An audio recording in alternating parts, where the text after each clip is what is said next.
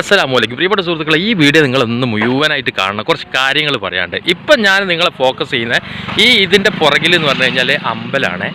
അമ്പലത്തിൻ്റെ എല്ലാ കാര്യങ്ങളും നിങ്ങൾ കാണുന്നത് മനസ്സിലാകുന്നുണ്ടെന്ന് വിചാരിക്കുന്നു. അമ്പലത്തിൻ്റെ കാര്യങ്ങളൊക്കെ ആണുള്ളത്. അതിൻ്റെ അപ്പുറം നടക്കുന്നത് എന്താണെന്ന് വെച്ച് കഴിഞ്ഞാൽ അറിവിൻ നിലാവിൻ്റെ പ്രോഗ്രാമാണ്. അതായത് അമ്പലത്തിൻ്റെ പറമ്പിൽ തന്നെയാണ് അറിവിൻ നിലാവിൻ്റെ പ്രോഗ്രാം ഉള്ളത്. ഞാൻ അവിടെ എത്തും. ഇത് അറിവിൻ നിലാവിൻ്റെ പരിപാടി വരുന്ന സമയത്തുള്ള മുട്ടയും കാര്യങ്ങൾ ഇതൊക്കെ ഉണ്ട്, ഒരു ഭാഗത്ത് നടക്കുന്നുണ്ട്. സംഭവം എന്ന് വെച്ച് കഴിഞ്ഞാൽ കാര്യങ്ങൾ പറയുന്നത് എന്താ വെച്ച് കഴിഞ്ഞാൽ ഇത് അതിൻ്റെ തൊട്ടടുത്ത് തന്നെ അവരുടെ പറമ്പിൽ അവർ ഇത് സൗകര്യം ചെയ്തു കൊടുത്ത്. അതാണ് ഇവിടുത്തെ ഏറ്റവും പ്രധാനപ്പെട്ട ഒരു സംഭവം എന്ന് പറയുന്നത്. ഞാനിത് അറിവിൻ നിലാവിൻ്റെ അടുത്തേക്ക് ഇങ്ങനെ എത്തിക്കൊണ്ടിരിക്കുകയാണ്. ആ പറമ്പിലേക്കാണ് വരുന്നത്.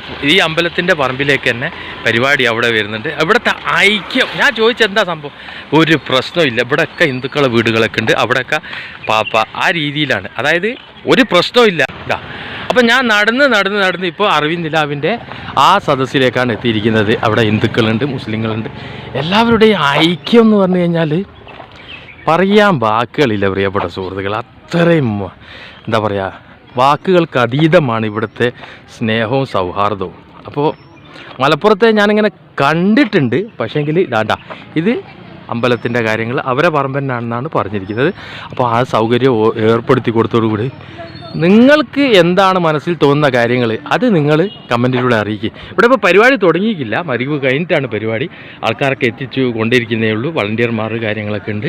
അതിൽ തന്നെ എല്ലാ മതക്കാരുണ്ട്, ഹിന്ദുക്കളുണ്ട്, മുസ്ലിങ്ങളുണ്ട്, എല്ലാവരും തന്നെ വളണ്ടിയർമാരുണ്ട്, എല്ലാം ഉണ്ട്. അങ്ങനെയൊക്കെയാണ് ഇവിടുത്തെ കൺവീനറായിട്ടുള്ള ഒരു വ്യക്തി പറഞ്ഞിട്ടുള്ളത്. അപ്പോൾ ആലോചിച്ച് നോക്ക്. അപ്പോൾ ഈ സൗഹാർദ്ദം അള്ളാഹു എപ്പോഴും നിലനിർത്തി തട്ടെ.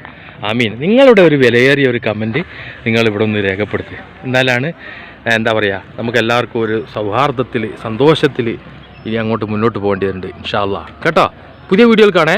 നന്ദി.